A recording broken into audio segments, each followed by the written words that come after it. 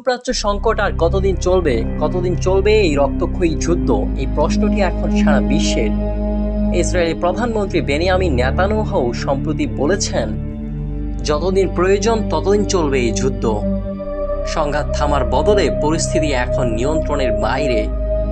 একদিকে ডোনাল্ড ট্রাম্পের 48 ঘন্টার চূড়ান্ত আলটিমেটাম, ইরান যদি তাদের সমুদ্রপথ না খোলে তবে ধুলোয় মিশিয়ে দেওয়া হবে তাদের পাওয়ার প্ল্যান্ট। অন্যদিকে ইরানের পাল্টা হুঙ্কার, মধ্যপ্রাচ্যের আকাশ কি তবে পরমাণু যুদ্ধের মেঘে ঢাকা পড়ছে?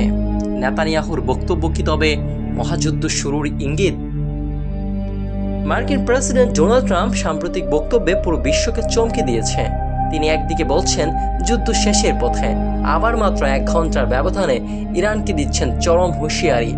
ট্রাম্প সাফ জানিয়ে দিয়েছেন, আগামী 48 ঘন্টার মধ্যে ইরান যদি হরমুজ প্রণালী পুরোপুরি উন্মুক্ত না করে তবে যুক্তরাষ্ট্রের টার্গেট হবে ইরানের বিদ্যুৎ কেন্দ্রগুলো। শুরুটা হবে ইরানের সবচেয়ে বড় পাওয়ার প্ল্যান্ট দিয়ে। হরমুজ প্রণালী দিয়ে বিশ্বে 20% তেল এবং গ্যাস সরবরাহ হয়, যা বন্ধ হওয়ায় এখন বিশ্ব অর্থনীতিতে ধস নামার উপক্রম। নেতানিয়াহুর জন্য সময়টা এখন অত্যন্ত চ্যালেঞ্জিং।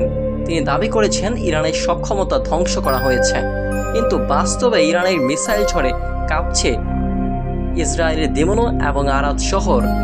180 জন আহত হওয়া সত্ত্বেও কেউ প্রাণ না হারানোকে তিনি অলৌকিক বললেও ইসরায়েলের অভ্যন্তরে এখন প্রশ্ন উঠেছে, তাদের প্রতিরক্ষা ব্যবস্থা কি তবে ভেঙে পড়ছে? হিব্রু ভাষায় দেশবাসীকে ধৈর্য ধরতে বললেও ইংরেজিতে নেতানিয়াহু সুর মেলাচ্ছেন ট্রাম্পের সাথে। তিনি দাবি করেছেন ইসরায়েল ও যুক্তরাষ্ট্র নাকি পুরো বিশ্বের হয়ে এই লড়াই লড়ছে। ট্রাম্পের হুমকির জবাবে ইরানও হাত গুটিয়ে বসে নেই। তেহরান স্পষ্ট জানিয়ে দিয়েছে, তাদের জ্বালানি বা বিদ্যুৎ কেন্দ্রে একটি আঘাত হলে মধ্যপ্রাচ্যের সমস্ত মার্কিন ঘাঁটি এবং তেল সমৃদ্ধ দেশগুলোর উপর নেমে আসবে আগুনের বৃষ্টি। ইতিমধ্যে কাতার এবং অন্যান্য উপসাগরীয় দেশগুলোর জ্বালানি স্থাপনায় হামলার খবর পাওয়া যাচ্ছে। বিশ্লেষকরা বলছেন, ট্রাম্প সম্ভবত ইরানের শক্তিকে অবমূল্যায়ন করছেন এবং এই যুদ্ধ এখন আর কোনো একক দেশের নিয়ন্ত্রণে নেই। তাহলে ভিডিও শুরুতে করা প্রশ্নটির উত্তর কি? আর কতদিন চলবে এই যুদ্ধ?